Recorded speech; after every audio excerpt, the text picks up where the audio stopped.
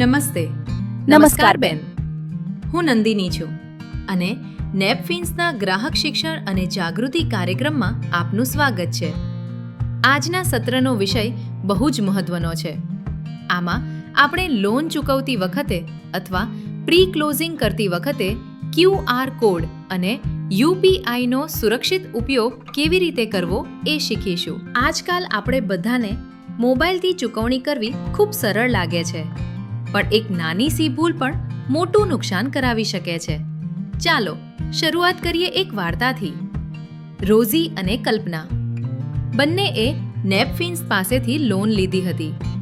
Rosy હંમેશા પોતાના loan card પર આપેલ QR કોડથી જ લોનની ચૂકવણી કરતી હતી, પણ કલ્પના આ બાબતમાં એટલી સાવચેત નહોતી.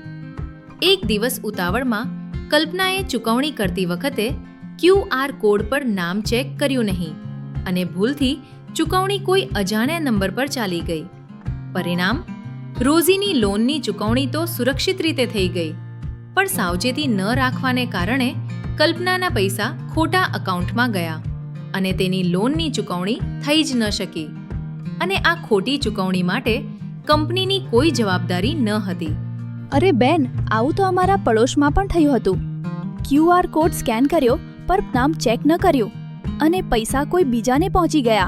હા બેન, અમને QR કોડ અને UPI થી ચૂકવણી કરવાની સુરક્ષિત પ્રક્રિયા સારી રીતે સમજાવો ને. કેમ નહીં?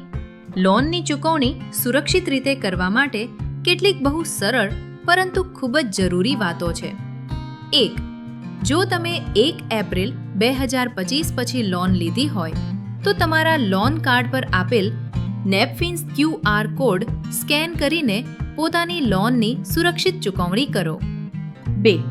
જો તમે નેપફિન્સ ફિનઅસિસ્ટ મોબાઈલ એપ્લિકેશન દ્વારા ચૂકવણી કરી રહ્યા છો અથવા નેપફિન્સ કર્મચારી તમને તેમના ફોન પર QR કોડ બતાવે છે, તો ચૂકવણી કરતા પહેલા હંમેશા સ્ક્રીન પર આ 2 બાબતો તપાસો: નેપફિન્સ લિમિટેડનું નામ અને તમારું લોન ID.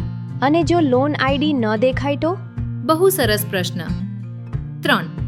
જો QR કોડ સ્કેન કર્યા પછી સ્ક્રીન પર તમારું લોન ID ન દેખાતું હોય તો એ QR કોડ પર બિલકુલ પણ ચૂકવણી ન કરો.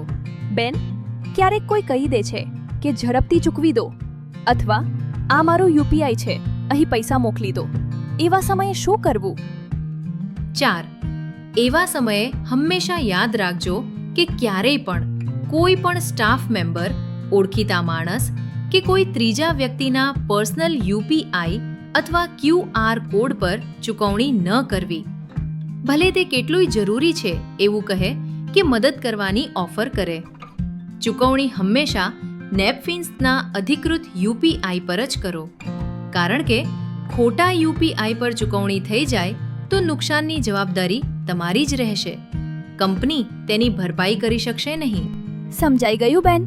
એટલે કે જો આપણે 1 એપ્રિલ 2025 પછી લોન લીધી હોય તો લોનની ચૂકવણી લોન કાર્ડ પર આપેલા QR કોડથી અથવા નેપફિન્સ ફિનએસિસ્ટ મોબાઈલ એપના માધ્યમથી જ કરવી જોઈએ. બિલકુલ સાચું. લોનની ચૂકવણી સુરક્ષિત હોય ત્યારે જ તમારો રેકોર્ડ સુરક્ષિત રહે છે અને ત્યારે જ તમારું ભવિષ્ય પણ સુરક્ષિત રહે છે.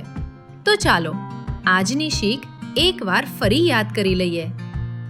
જો આપણે 1 એપ્રિલ 2025 પછી લોન લીધી હોય તો લોનની ચૂકવણી લોન કાર્ડ પર આપેલા QR કોડથી અથવા નેપફિન્સ ફિનઅસિસ્ટ મોબાઈલ એપના માધ્યમથી જ કરવી જોઈએ.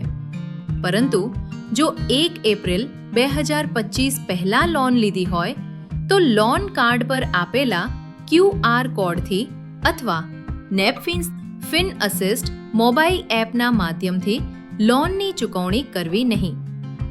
લોનની ચૂકવણી હંમેશા નેપફિન્સ UPI પર જ કરો.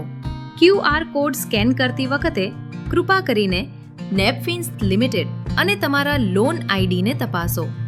સ્ટાફના પર્સનલ UPI QR કોડ પર ક્યારેય ચૂકવણી ન કરો.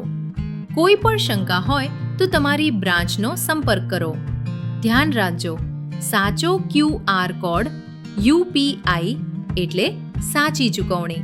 આભાર બેન. હવે અમે લોનની ચૂકવણી બિલકુલ સુરક્ષિત રીતે જ કરીશું. હા બેન, બિલકુલ. બહુ સરસ. આવતા સત્રમાં ફરી મળીશું. ત્યાં સુધી માટે નમસ્કાર. નમસ્કાર બેન.